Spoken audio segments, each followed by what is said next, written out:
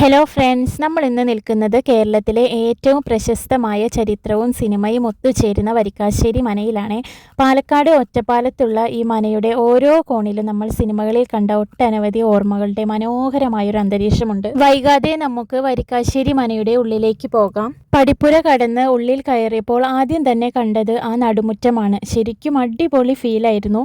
കുറേ സമയം ഞങ്ങൾ അവിടെ തന്നെ ചുറ്റിപ്പറ്റി നിന്നു. കാണാൻ നല്ല ഭംഗിയുണ്ടായിരുന്നു, അത്യാവശ്യം നല്ല തിരക്കും ഉണ്ടായിരുന്നു കേട്ടോ.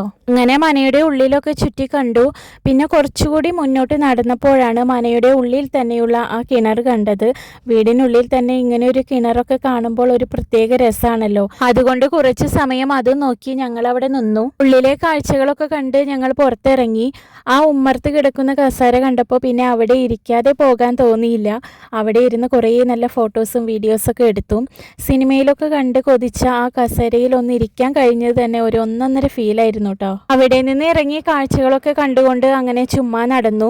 മനയുടെ തൊട്ടടുത്തു തന്നെയുള്ള കെട്ടിടത്തിലേക്കാണ് പിന്നെ പോയത്.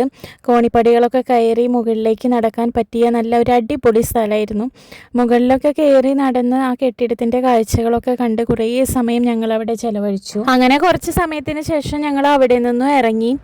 ഞാൻ നടന്നു വരുമ്പോൾ ഒന്ന് ചിരിച്ചൂടെ എന്ന് ചോദിക്കുകയായിരുന്നു വിളിച്ചേട്ടൻ. അതാണെങ്കിൽ എനിക്കൊട്ട് മനസ്സിലായില്ല.